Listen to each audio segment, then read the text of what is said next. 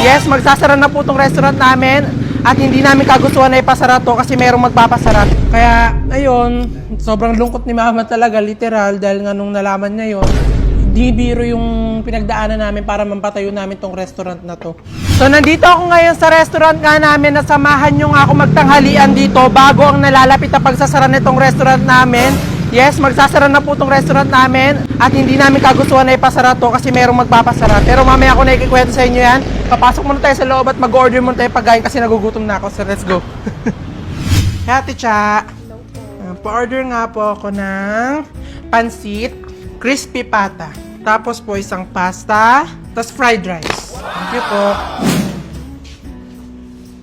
Yan na.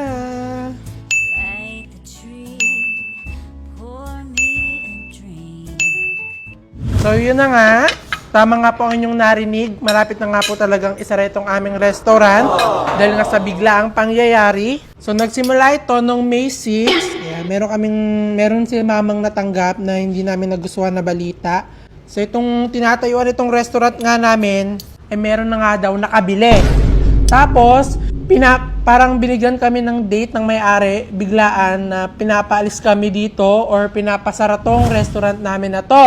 So, 1 month ang binibigay sa amin. Biglaan yun na, wala talaga kaming alam na binibenta pala to. Hindi namin alam na binibenta pala tong pwesto na to kasi simula nung tinayo namin to dito, walang sinasabi yung may-ari na binibenta to. Kaya dito kami nagtayo nitong restaurant. Kaya, ayun, sobrang lungkot ni Mama talaga, literal, dahil nga nung nalaman niya yun, na talagang meron nga doon nakabili nito, talagang agarang kami pinapaalis dito, pinapaalis lahat ng pinakabit namin dito, pinaano namin dito, lahat ng pinaayos namin dito kasi itong pwesto na to talagang literal, hindi maganda. Nung inano namin, nakita nyo naman nung pinakita ko sa inyo, talagang lahat ng nakikita nyo dito, talagang pinagawa to namin, talagang malaki yung nagastos, as in.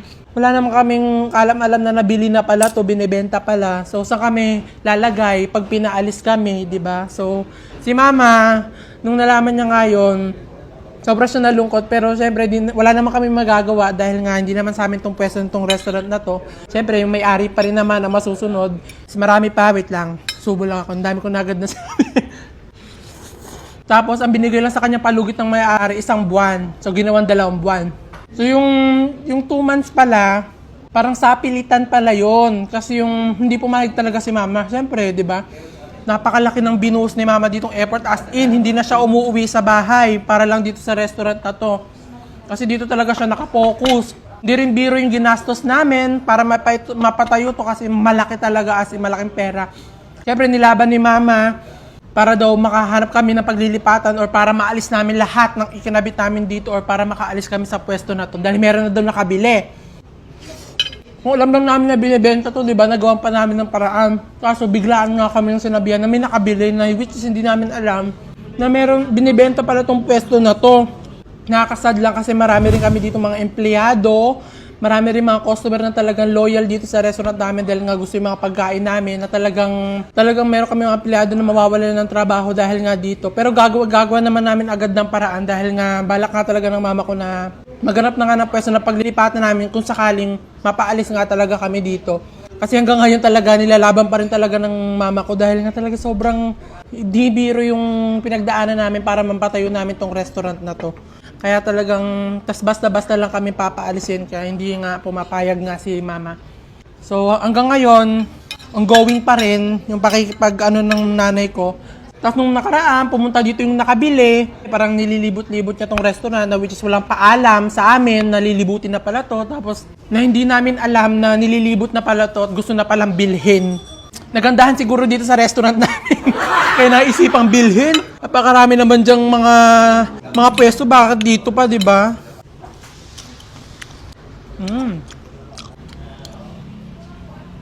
Mag-June na. So, July. So, tignan natin kung ano mangyayari sa July kung talaga mapapalis kami. Pero sigurado ako mapapanood doon nung nakabili at nung may-ari. Hindi po biro ang pinagdaanan po ng nanay ko para mapatayo po ito. Tapos, habang ginagawa to, 7 months itong ginagawa, dire-diretso yung bayad namin dito as in, talagang nagbabayad kami monthly kahit ginagawa pa lang siya at hindi pa siya kumikita or hindi pa siya nag-ooperate. Kaya nakakalungkot lang.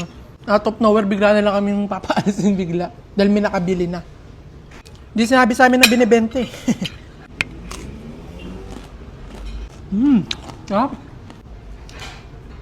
Tapos nalungkot din ako kasi talagang sobrang iniyakan to ni mama nung nalaman niya ngayon. Kaya nasaktan din ako dahil nga doon. Kaya napilitan din ako na gawan nga ng video nga to para talagang malaman nyo rin. Baka in the future malaman nyo, ala, bakit sarado na yung restaurant nila Kaputi? Nalugi na ata. Pero yun po yung dahilan kung makikita nyo man ito magsara. Yun yung naging dahilan. Sarap talaga ng crispy pata dito. Pero siguro nung una pa namin siguro tinayo tong restaurant, tapos nalaman namin binibenta talaga to. Or talagang natayo na tong restaurant namin, tapos binibenta pala to. Kasi talagang noon pa nila sinabi sa amin, para talagang nahanapan agad namin ng paglilipatan. Nahanapan agad namin ng pwesto na pwedeng ilipat tong restaurant. Hindi yung biglaan talaga kaming gustong paalisin dahil may nakabili.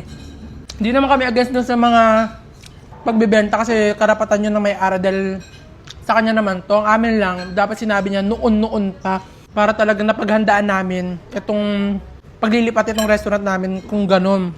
Pero sinasabi lang talaga namin to para talagang malaman na may-ari na hindi namin to basta-basta itinayo lang. Kaya naman habang hindi pa nga nagsasara tong restaurant namin, itry nyo na nga yung mga food namin dito. Sigurado ako na hindi kayo magsisisi. Dito lang siya sa may Cali Street, San Juan, San Miguel, Bulacan, Seafood Block.